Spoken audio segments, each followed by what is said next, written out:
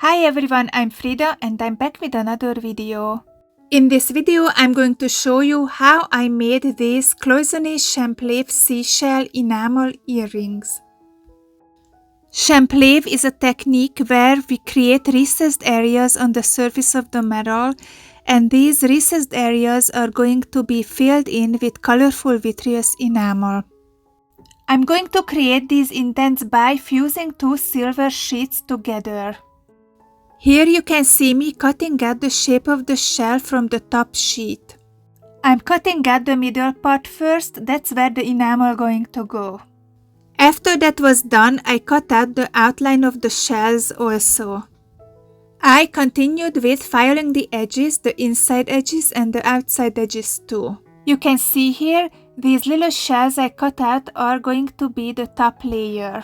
I placed them on another silver sheet and I started to fuse them together.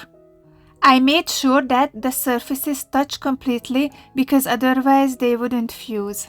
Fusing means that the surface of the metal sheets melt together, so essentially they become one. When it was done, I cut out the shape of the shell from the bottom sheet also, following the outline of the top sheet. I filed the edges and I also domed the earrings to give them a nice shape and to prevent warping. When that was done, I started to fold the cloisonné wires.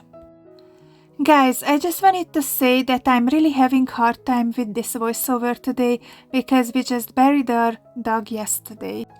Today was the first morning we woke up without him and I was really emotional. Here is a picture of him. You can see how cute he was. My kids grew up with this dog, so I'm gonna miss him and I'm heartbroken. Let's get back to enameling. You can see me folding two lines out of one wire, bending it in the middle, because straight wires tend to fall over in the kiln. Cloisonné wires are flat wires and they stand on their edges. When I was done with the wires, I applied counter enamel on the back of the earrings. I applied two coats, firing in between. When they cooled, I applied the clear false silver for the front. I brushed off the excess enamel from the edges. It's not really important because we're going to sand the pieces at the end anyway. I fired them off camera. The next step was to place the cloisonné wires on the surface of the earrings to create the little cells where the enamel is going to go. Cloisonné means the cells between the wires, and it's a French word. Here I wanna say thank you to my patrons for the support. I really appreciate you guys. I'm using my tweezer to put the wires on the surface and I'm also using glue to secure them until the next firing. I fired them off camera. At this point, they're ready for the colored enamel. I'm trying to make pinkish orangish shells, and to be honest, I'm working completely blind here because all of the colors appear white before the firing, except the red. But I'm not using too much red. I'm applying two kinds of pink, opalescent white and red, trying to create some kind of pattern. We'll see. These enamels are already washed. I have a video on my Patreon about how I wash my enamels, please check it out. And I wanted to talk about my Patreon a little bit. I'm going to make exclusive projects just for Patreon from now on, so please support me there, subscribe if you're interested to see more projects from me. When I was done with the first layer of enamel, I waited the pieces to dry and I fired them in my kiln on 1400 Fahrenheit for 2 minutes.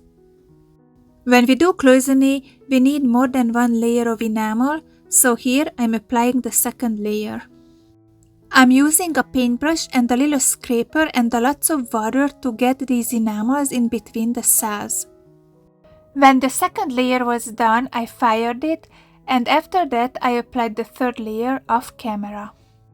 The last step of this process is the sanding. We expose the wires and smooth out the surface. Enamel loses its shine during the sanding, so we fire the pieces again to get the shine back. And they were done. Actually, I'm really happy with how they turned out. They're more oranges than pinkish, but I don't really mind that. So guys, if you like my videos and my work, please consider supporting me on Patreon or buy me a cup of coffee. The links are going to be in the description. You can also show your support by subscribing to my channel, sharing and liking my videos, and also commenting on them. Thanks for watching and see you in the next one.